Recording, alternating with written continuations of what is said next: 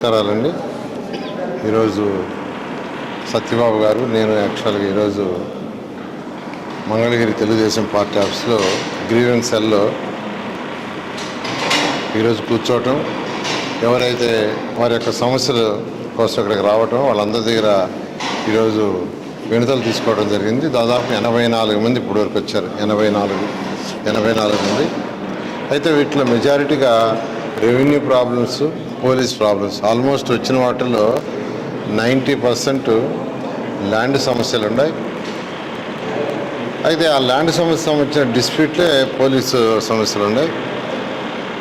అయితే ఇప్పుడు గవర్నర్ ముఖ్యమంత్రి గారు అండ్ రెవెన్యూ మంత్రి గారు దీని మీద ఇప్పుడు ప్రత్యేక శ్రద్ధ వహించి దాదాపు ఎవ్రీ వీక్ గవర్నర్ ముఖ్యమంత్రి గారు దీని మీద రివ్యూ చేస్తున్నారు.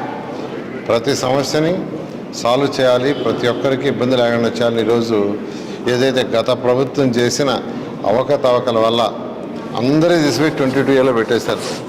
ప్రతి ఒక్కరి ల్యాండ్స్ తీసిపోయి 22Aలో పెట్టేసి రాజకీయ నాయకుల యొక్క కంట్రోల్లో పెట్టుకున్నారు గత ప్రభుత్వం.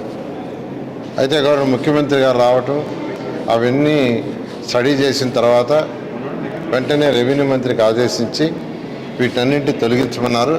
అయితే అన్నీ కూడా స్టడీ చేస్తున్నారు.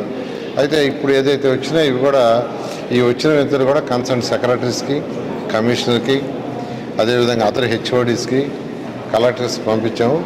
వారి దగ్గర నుంచి ఎవరైతే వినతులు ఇచ్చారో వాళ్ళకి ఫోన్లు పోతాయి, వాళ్ళని పిలిపించి యాక్చువల్గా డిస్కస్ చేసి వాళ్ళ సమస్యలు సాల్వ్ చేయడం జరుగుతుంది. ఆ విధంగా ఈరోజు తెలుగుదేశం పార్టీ ఆఫీస్లో ఈరోజు మా ఇద్దరికి వచ్చిన, అంటే ప్రతి నెల ఒకరోజు ఖచ్చితంగా మంత్రులు రావాలి, రిసీవ్ చేసుకోవాలి, సమస్యలు తెలుసుకోవాలి, సమస్యలు సాల్వ్ చేయాలి.